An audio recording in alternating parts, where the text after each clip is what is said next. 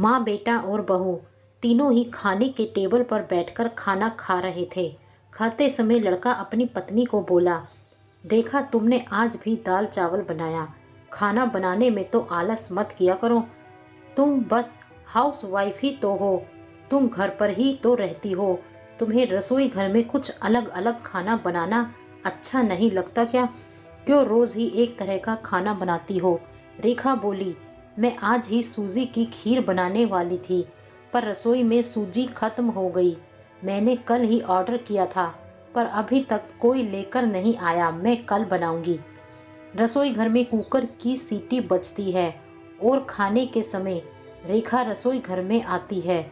रसोई घर से वापस आते वक्त डाइनिंग टेबल पर बैठकर रेखा बोली कि मैंने कुकर में आलू डाले हैं। शाम को मैं आलू के वड़े बनाने वाली हूँ। यह सुनकर उसकी सास को भी खुशी हुई।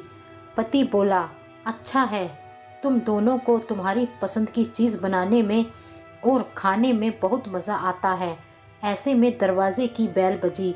सीमा वापस खाने के टेबल पर से उठी और दरवाज़ा खोला। डिलीवरी बॉय सूजी लेकर खड़ा था।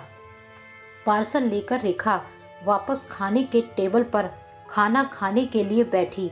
तभी माँ बेटे से बोली कि तूने अगर दरवाज़ा खोला होता तो फिर क्या होता? बेचारी ठीक से खाना भी अच्छे से खा नहीं सकती। तो बेटा बोला, सॉरी माँ, मैं उठ नहीं सकता, मुझे ऑफिस जाने के लिए देर हो रही है। फिर रूम में चला जाता है। वो रेखा को आवाज़ देता है, मेरी फाइल मिल नहीं रही है, तुम ढूंढ कर दो। रेखा फिर एक बार खाने की टेबल से उठने वाली थी और उसकी तरफ जाने वाली थी। तभी सास ने उसे रोका, छोटा बच्चा नहीं है वो, खाओ तुम खाना। थोड़ी देर बाद रूम से पति की आवाज़ आई, फाइल मिल गई। सास और बहू दोनों ही खाने के टेबल पर एक दूसरे की तरफ देखकर हंसने लगी। पति ऑफिस जाने के लिए निकल गया। रेखा ने सारा काम खत्म किया। रात को आलू वड़ा खिचड़ी बनाई। खाना देख पति और सास खुश हो जाते हैं। रेखा सब काम निपटा के सो जाती है। दूसरे दिन सुबह पति उसके बेडरूम में फाइल ढूंढ रहा था और वह फाइल ढूंढने की वजह से बेडरूम पूरा अस्त व्यस्त कर दिया। पति अकेले में बड़बड़ा रहा था, इस घर में कभी भी कोई चीज़ समय पर नहीं मिलती है। इन औरतों को कोई काम नहीं होता, इसलिए दिन भर इधर का सामान उधर करती रहती हैं। उसके आवाज़ से रेखा वापस उसके रूम में आती है और रूम की बुरी हालत देखकर उसे अपने पति पर गुस्सा आता है। वह पति से पूछती है, आप क्या कर रहे हो? तभी पति बोलता है, मैंने तुम्हें पिछले दिन फाइल दी थी, कहाँ पर है? रेखा तुरंत वह फाइल बाहर निकालती है और वह पति को दे देती है। रेखा पति को कहती है, इतना सारा सामान बिखेरने से पहले मुझे एक बार पूछा तो होता, कितना सामान बिखरा पड़ा है, मैं क्या दिन भर यही काम करती रहूं क्या? उल्टा पति रेखा पर चिल्ला देता है और बोलता है कि क्या काम रहता है दिन भर तुम्हें, इतना काम भी तुम नहीं कर सकती हो क्या? दिन भर सोती ही रहती हो सिर्फ।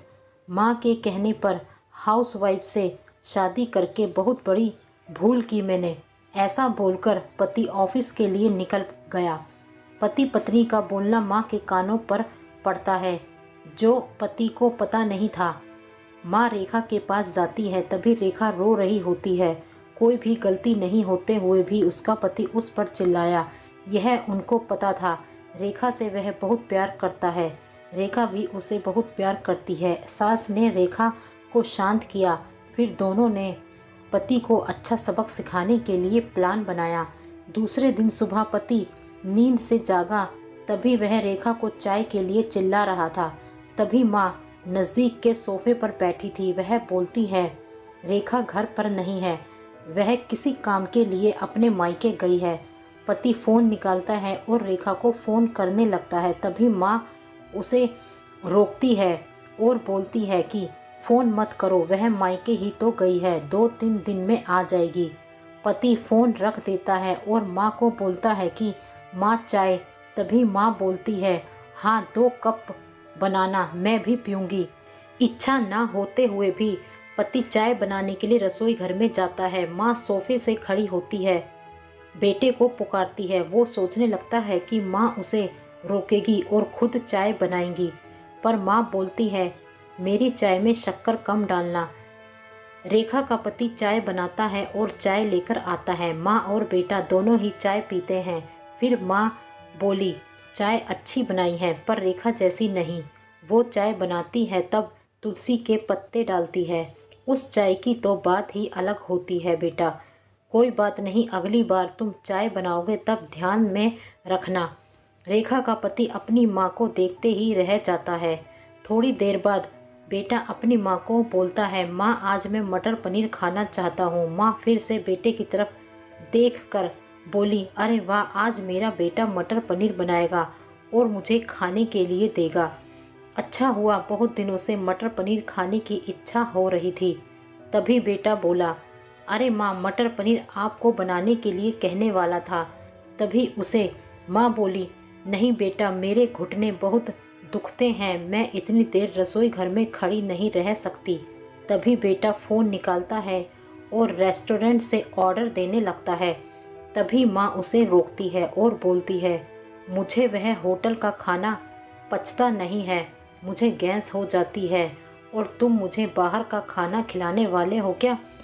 शायद माँ से प्यार नहीं करते हो। तभी बेटा खाना बनाने के लिए रसोई घर में जाता है। 1 घंटे बाद खाना तैयार होता है। 2 थाली में खाना लेकर बेटा उसकी माँ के पास आता है। बेटे ने दाल चावल बनाया है। यह माँ देखती है। बेटे को बोली, अरे बेटा, तुम मटर पनीर बनाने वाला था ना? बेटा बोला कि माँ, यह आसान है बनाने के लिए।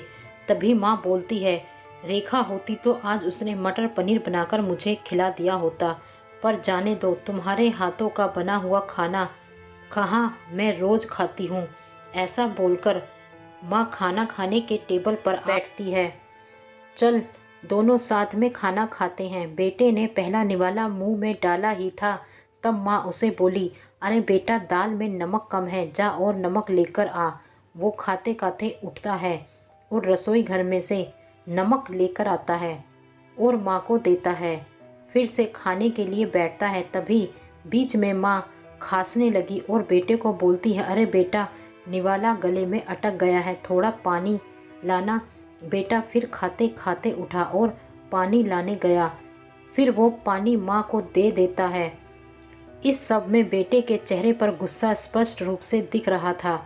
उसे अब समझ में आ रहा था कि वह रेखा के साथ जिस प्रकार बर्ताव कर रहा था उसे कितना बुरा लगता होगा। वो यह सब खुशी से करती थी। उसके चेहरे पर कभी भी कोई सिकन नहीं दिखी। वह सोचते सोचते खाना खा रहा था। माँ यहीं पर नहीं मानी। खाना होने के बाद माँ बेटे को बर्तन धोने के लिए कहती है और माँ उसके रूम में आराम करने चली जाती है। माँ उसे परेशान करने का कोई मौका नहीं छोड़ती।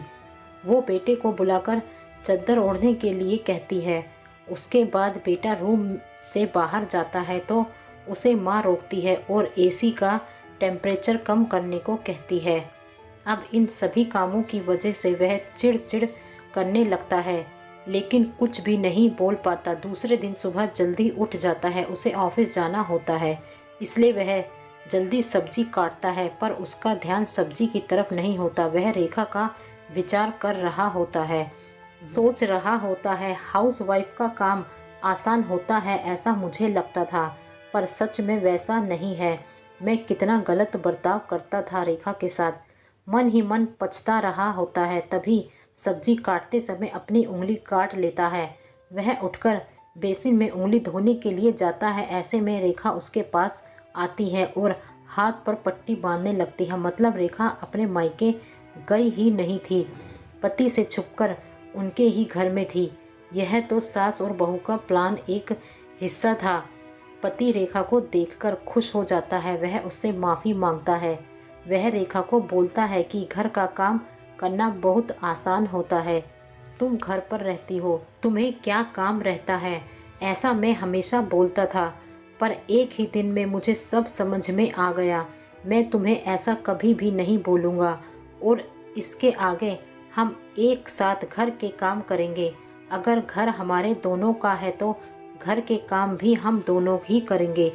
दोनों का बोलना माँ बाहर से सुन रही थी। वह दोनों के लिए बहुत खुश थी।